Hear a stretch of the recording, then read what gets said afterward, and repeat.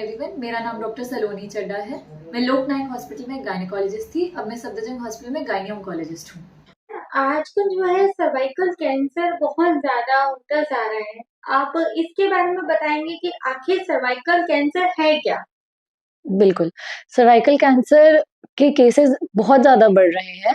In fact India में second most common cancer in the female is cervical cancer after breast cancer. Cervical cancer basically बच्चेदानी के मुंह यानी uterus के mouth cervix का कैंसर होता है। ये दो एज ग्रुप्स में होता है, या तो ये 30s में होता है या आफ्टर 55 होता है। सर्वाइकल कैंसर का मोस्ट इम्पॉर्टेंट कारण है एक वायरस जिसका नाम है ह्यूमन पैपिलोमा वायरस, और ये वायरस 80% ऑफ द फीमेल्स में होता ही होता है। यानी कि जो भी रिप्रोडक्टिव एज ग्रुप में है, जो भी सेक्सुअली एक्टिव है, सब में ये वायरस है। लेकिन healthy females 90% of the females इस वायरस को शेड ऑफ कर देते हैं within 2 years of acquiring this virus. तो if you have HPV positive test does not mean कि आपको सर्वाइकल कैंसर होगा ही होगा। ज्यादातर चांसेस है कि आप शेड ऑफ कर दोगे, लेकिन it is important to diagnose कि अगर आपको ये HPV परसिस्ट कर रहा है, जिसके अंदर HPV परसिस्टेंट इन्फेक्शन होता है, दोज आर द फीमेल्स जिनके अंदर सर्वाइकल कैंसर डेवलप हो सकता है।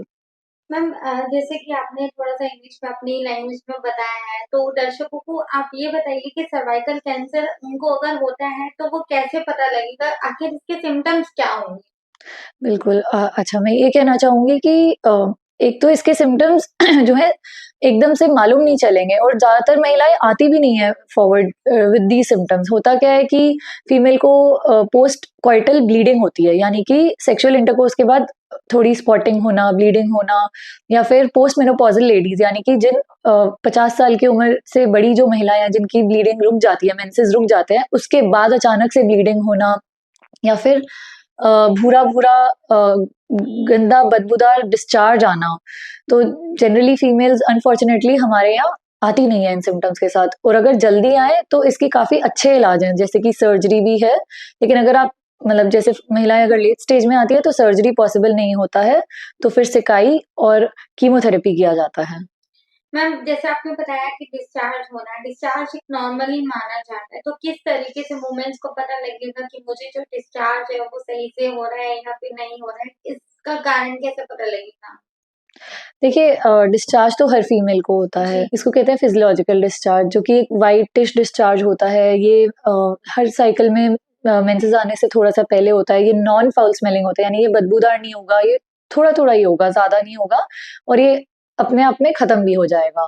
अगर आपका डिस्चार्ज, जैसे कि जो सर्वाइकल कैंसर का पर्टिकुलरली डिस्चार्ज है, वो ब्लड स्टेन्ड होता है, यानी कि उसके अंदर खून के धब्बे साथ में नजर आ सकते हैं। वो भूरा होगा, वो बदबूदार होगा, वो आपके कपड़ों को स्टेन करेगा, और काफी ज्यादा मात्रा में होता है वो।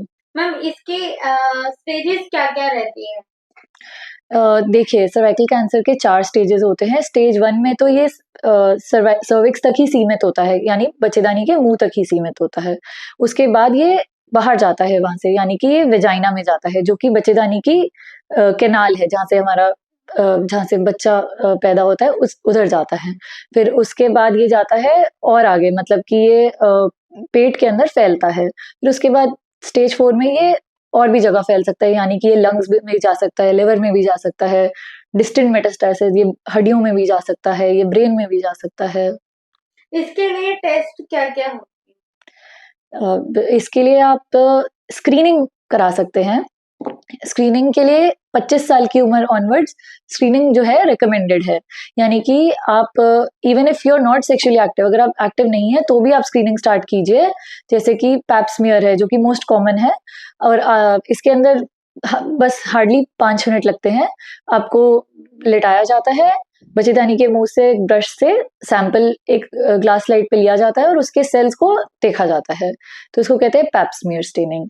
उसके अलावा HPV टेस्ट होते हैं, जिसके अंदर अगेन बच्चेदानी के मुंह से सैंपल लिया जाता है और बता दिया जाता है कि HPV पॉजिटिव है कि नेगेटिव है, और कौन से प्रकार का HPV है।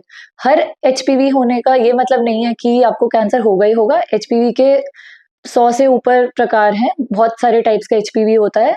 इनमें से कुछ ही होते हैं जिनको कहते हैं हाई रिस्क HPV, ये ही कैंसर कॉज करते हैं। इसके लिए मैम क्या क्या प्रिकॉशंस रखनी चाहिए, और ये कैंसर डायग्नोज जब होता है तब हमें क्या क्या प्रिकॉशंस रखनी चाहिए और डायग्नोज होने से पहले क्या क्या प्रिकॉशंस रखनी बहुत ही अच्छा सवाल है आपका। तो इसके लिए प्रिकॉशंस क्या रखनी चाहिए? चाहिए? पहले डायग्नोज होने से पहले जो प्रिकॉशंस रखनी चाहिए बिल्कुल। वो आप मुझे बताएं। देखिए, आपको प्रिकॉशन ये रखनी चाहिए कि सबसे पहले आपको वैक्सीनेशन करवाना चाहिए।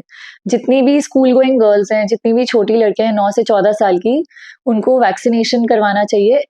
अब तो बोला गया है कि इवन गर्ल्स जो सेक्सुअली एक्टिव नहीं है 18 साल से पहले, उनको भी वैक्सीनेट करा देना चाहिए। और 26 साल की उम्र तक भी वैक्सीनेशन कराया जा सकता है, जिसको कैचअप वैक्सीनेशन बोलते हैं। हाल ही में हिंदुस्तान ने भी अपनी इंडिजिनस वैक्सीन लॉन्च की है, सर्वावैक। इससे पहले हमारे पास सिर्फ फॉरेन वैक्सीन हुआ करती थी, जो कि काफी महंगी होती थी। तो क्योंकि इंडिया में इतना ज्यादा इंसिडेंस है, पूरे दुनिया का 25% कंट्रीब्यूशन ही इंडिया से होता है सर्वाइकल कैंसर के इंसिडेंस में, तो इसीलिए गवर्नमेंट ने इतना इनिशिएटिव लिया है। तो वैक्सीनेशन सबसे पहले 9 से 14 साल की लड़कियों के लिए। दूसरी चीज, आप कम उम्र में शादी ना करें, कम उम्र में बच्चे ना करें। ज्यादा बच्चे होना भी बच्चेदानी के मुंह को, रास्ते को नुकसान पहुंचाता है। आप कॉन्डम का इस्तेमाल करें। आप मल्टीपल सेक्सुअल पार्टनर्स, मतलब एक मोनोगमस मतलब रिलेशनशिप में रहिए। आप सेक्सुअल एक्टिविटी थोड़ा मतलब 18 साल की उम्र के बाद ही शुरू कीजिए। और जब भी if you are sexually active, use of condoms, barrier contraceptive is very important. उससे आपको एसटीडी से भी बचाव होगा और साथ के साथ एचपीवी वायरस से भी बचाव होगा। और जो पेशेंट्स जिनको एसटीडी होता है, उनमें एचपीवी भी ज्यादा देखा गया है। तो आपको बचाव चाहिए एसटीडी से भी। मैम, पोस्ट में अगर जैसे किसी को डायग्नोज हो जाता है उसके बाद क्या क्या प्रिकॉशंस रखने चाहिए? अब अगर डायग्नोज हो चुका है तो आई होप कि अगर आप मतलब जैसे ही आपको सिम्टम्स आए, इरेगुलर ब्लीडिंग आया या फिर डिस्चार्ज आया है या फिर आपको मतलब कुछ भी लगा कि आपका इरेगुलर हुआ है, तो आप डॉक्टर के पास आए हैं। तो आई होप अगर आप अर्ली स्टेज में आए हैं तो that is very good for you, क्योंकि अर्ली स्टेज में क्योर रेट्स बहुत अच्छे हैं, मतलब 95% क्योर रेट है। तो आप सर्जरी करा सकते हैं। उसके बाद डिपेंडिंग की स्टेज क्या है, रिस्क फैक्टर्स क्या है, सर्जरी के बाद भी रेडियोथेरेपी यानी कि सिकाई और कीमोथेरेपी की आवश्यकता हो सकती है। और अगर लेट स्टेज में आते हैं तो सर्जरी नहीं की जाती है, ऐसे में कीमोथेरेपी और रेडियोथेरेपी ही किया जाता है। मैम, आफ्टर ट्रीटमेंट इसके प्रिकॉशंस रखने क्या जरूरी है?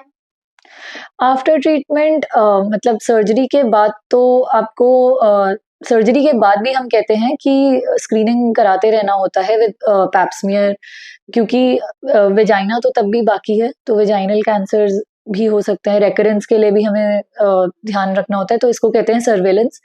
ट्रीटमेंट के बाद भी हर 3 महीने पे पहले 2 साल दिखाना होता है, और उसके बाद अगले 3 साल में हर 6 महीने पे दिखाना होता है, और उसके बाद एनुअली यानी हर साल दिखाना होता है उम्र भर।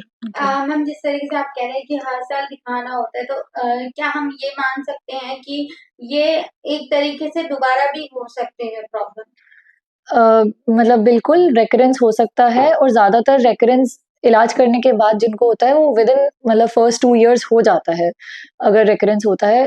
इसके सर्वाइवल रेट्स काफी अच्छे हैं। स्टेज 1-2 में 80% सर्वाइवल रेट है, एडवांस स्टेज में कम है, बट अच्छे सर्वाइवल रेट्स हैं अगर इलाज टाइमली हो जाए तो। ओके मैम, जैसे किन्हीं को अगर सर्वाइकल कैंसर हो जाता है इन केस, क्या उनको सेक्सुअली एक्टिव होना चाहिए या नहीं होना चाहिए?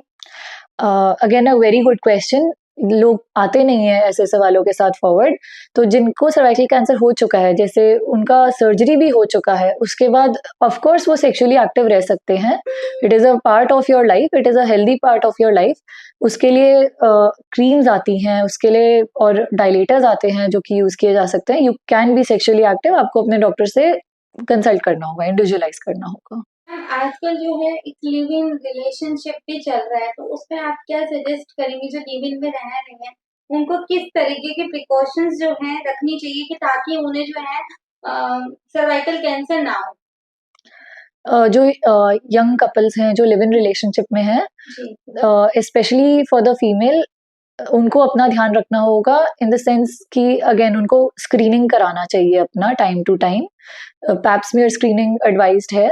जो कि हर 3 साल में, 25 साल की उम्र के बाद हर 3 साल में कराया जाता है, और HPV टेस्ट अगर वो करा रहे हैं तो हर 5 साल में कराना है। And besides as a responsible couple उन्हें बैरियर कॉन्ट्रासेप्टिव तो यूज करना ही चाहिए। वो OCPs यानी ओरल कॉन्ट्रासेप्टिव पिल यूज कर रहे हैं तो वेरी वेल, बट उसके साथ साथ भी बैरियर कॉन्ट्रासेप्टिव बहुत ही जरूरी है, because it protects you from STDs as well, not only from the pregnancy but as well as STDs and HPV। इसके अलावा फीमेल अगर यंग कपल्स ही होते हैं तो फिर उनको वैक्सीनेशन भी कराना चाहिए। और हाइजीन, उनको अपना पेरिनियल हाइजीन भी मेंटेन करना चाहिए। और again monogamous relationship is always better. आजकल गर्ल्स को, फीमेल्स को ये रहता है कि कई बार वो IPL यूज करती रहती है एज पर की रिस्की ना हो, तो IPL क्या सेफ मेडिसिन है और no? Very good question. IPL का पर्पस है इमरजेंसी कॉन्ट्रासेप्टिव पिल। तो अगर आपका एक अनप्लान्ड सेक्सुअल इंटरकोर्स हुआ है तो आप बिल्कुल IPL यूज करिए, but it can not be a routine. उसके अंदर हाई डोज ऑफ हार्मोन होता है, आप रूटीनली वो नहीं यूज कर सकते। एंड दूसरी बात, वो आपको STD से नहीं प्रोटेक्ट करता है। इट इज हाईली इफेक्टिव, इसके कोई कॉन्ट्राइंडिकेशन नहीं है, कोई अलग से खतरा नहीं है इसको पर से इमरजेंसी में यूज करने का। But again it is an emergency pill, it is not a routine pill. Ma'am this is last question. Cervical cancer जिनको अगर हो जाता है और या फिर लगता है कि उन्हें होने वाला है, तो इसके लिए आप क्या संदेश देना चाहेंगे? जिनको सर्वाइकल कैंसर हो गया है तो मैं यही बोलूंगी, उम्मीद मत खोइए। इलाज आजकल बहुत बेहतर हो चुके हैं, हमारे पास बहुत अच्छी सर्जिकल टेक्निक्स हैं, हमारे पास रेडियोथेरेपी की बहुत अच्छी मशीन्स हैं, हमारे पास कीमोथेरेपी भी बहुत अच्छी है। और जिनको अगर डाउट है कि है तो आप तुरंत दिखाइए अपने डॉक्टर को। जितना अर्लियर आप इसको डिटेक्ट करेंगे the better, earlier the better. Ma'am अगर जैसे जिनको सर्वाइकल कैंसर हो जाता है तो उनको क्या कोई फूड अवॉइड करना चाहिए या कोई मेडिसिन अवॉइड करना चाहिए जो आप चाहती हैं कि नहीं अवॉइड होनी ही चाहिए, मैंडेटरी? अलग से ऐसे कोई फूड नहीं है जो उन्हें अवॉइड करना है। उनको जनरली जिनको सर्वाइकल कैंसर हो जाता है और एडवांस स्टेज में उनको भूख कम हो जाती है, उनका वजन कम हो जाता है, तो उनको अपना डाइट का काफ़ी ध्यान रखना पड़ेगा। High protein diet initially advice किया जाता है, लेकिन क्योंकि सर्वाइकल कैंसर में किडनी को असर आता है तो वो देखते हुए कि उनका किडनी फंक्शन कैसा है उस हिसाब से उनको प्रोटीन इनटेक का बताया जाता है कि कम या ज़्यादा। अगर किडनीज ठीक है तो बिल्कुल प्रोटीन बहुत ज़रूरी है उनके लिए, लेना होगा। और अगर किडनीज अफेक्टेड हो चुकी हैं यानी कि इस स्टेज तक आ चुका है तो फिर उनको प्रोटीन रिस्ट्रिक्शन करना पड़ेगा।